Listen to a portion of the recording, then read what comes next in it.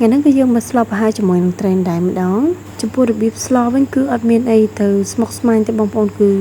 ធម្មតាប៉ុន្តែរសជាតិគឺឆ្ងាញ់ងាយស្រួលយើងធ្វើតែមួយផ្លែតបានញ៉ាំឲ្យបងប្អូនអញ្ចឹងជាដំបូងហ្នឹងគឺបងប្អូនត្រូវមានបន្លែខៀវបងប្អូនចង់ដាក់បន្លែអីក៏បានដែរខ្ញុំថ្ងៃហ្នឹងខ្ញុំដាក់ជាមួយនឹង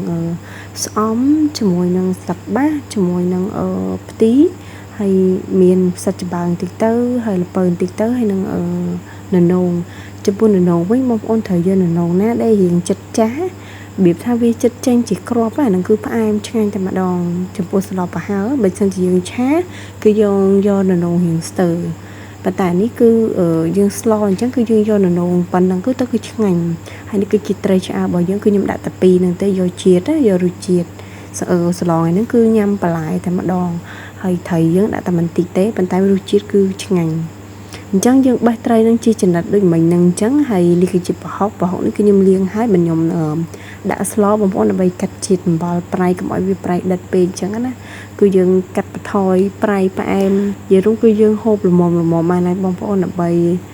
ឲ្យសុខភាពរបស់យើងវាល្អទៅតាមនឹងដែរអញ្ចឹងណាអញ្ចឹងខ្ញុំដាក់ដាំទឹកឲ្យពុះ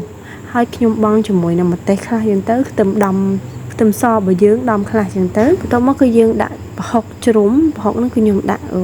មកល្មមបរិមាណស្មើជាមួយនឹងទឹកបងប្អូនចង់បានប្រហុករៀងដិតឬក៏ឈ្ងុយជាងហ្នឹងគឺយើងដាក់ច្រើនជាងហ្នឹងបើចង់បានល្មមគឺយើងដាក់ប៉ុណ្្នឹងឯងហើយយើងយកវាមកដាក់ជ្រុំឲ្យវាអស់សាច់ទៅស្លរបស់យើងអញ្ចឹងណាយកឆ្អឹងចេញណាហើយបន្ទាប់មកគឺយើងមកបង់ជាមួយនឹងសាច់ត្រី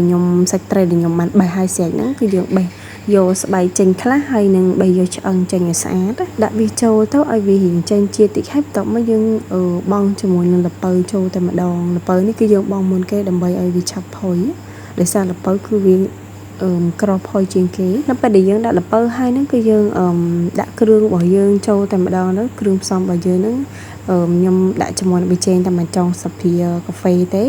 ហើយមានជាមួយនឹងស្ករសមួយកន្លះស្លាបព្រាកាហ្វេទឹកត្រីកន្លះវែកទូចទេបងប្អូនគឺខ្ញុំដាក់បន្តិចទេដោយសារស្លរបស់ខ្ញុំគឺវាមានរសជាតិរៀងឡំជាមួយនឹងប្រហុកហើយស្រាប់អញ្ចឹងយើងដាក់គ្រឿងតិចសិនប៉ុន្តែរសជាតិនេះគឺខ្ញុំអត់យកផ្អែមពេកអត់យកប្រៃអត់យកអីទេគឺយកល្មមនៅពេលដែលទឹកពុះខ្លាំងហ្នឹងបងប្អូនកុំភ្លេចដួសអាពពុះនឹងចោលដើម្បីឲ្យសឡប់របស់យើងរៀងថ្លាល្អអញ្ចឹងណាពុះហ្នឹងវាចេញពីអាខ្មៅរបស់ប្រហុកអញ្ចឹងយើងដួសវាចេញទៅដើម្បីឲ្យសឡយើងថ្លាតិចទៅហើយបន្ទាប់មកយើងបង់ជាមួយនឹងននងរបស់យើងបង់ជាមួយនឹងផ្សិតរបស់យើងចូលទៅទុកមករៀងមកទុនល្មមហើយគឺយើងបង់បន្លែខៀវរបស់យើងចូលតែម្ដងចំពោះបន្លែខៀវបងប្អូនចង់ដាក់ជាមួយស្លឹកម្រុំស្លឹកអីផ្សេងបានដូចគ្នាដាក់បានដូចគ្នាឲ្យតែបន្លែខៀវគឺយើងញ៉ាំទៅគឺល្អមែនតើបងប្អូនប៉ុន្តែស្លប្រហើររបស់ខ្ញុំគឺថ្ងៃហ្នឹងគឺខ្ញុំបន្ថែមជាមួយនឹងស្អំមួយទៀតដើម្បីឲ្យវាកាន់តែឆ្ងាញ់ណាខ្ញុំចំណាំស្លប្រហើរបើសិនជាខ្ញុំដាក់ជាមួយនឹងផ្សិតហើយគឺខ្ញុំត្រូវដាក់មួយស្អំដើម្បីឲ្យវាឈ្ងុយហ្មងតែបើយើងអត់ដាក់វារៀងដូច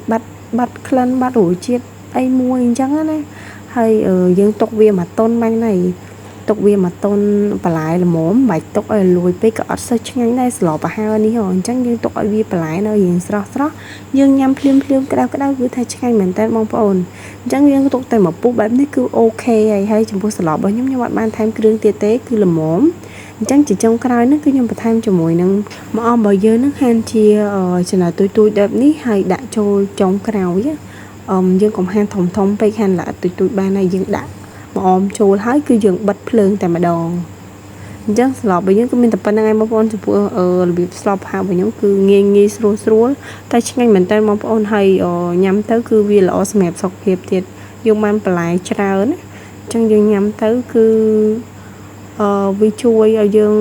បាត់ជើងស្រួលអីស្រួលអញ្ចឹងណាស្លប្រហើរហើយបន្លែគ្រឿងទាំងអស់នេះគឺខ្ញុំសម្អាតស្អាតដល់បងប្អូនតិចថាអត់ឃើញខ្ញុំលាងថាខ្ញុំបានសម្អាតអត់ទេស្អាតអស់ហើយ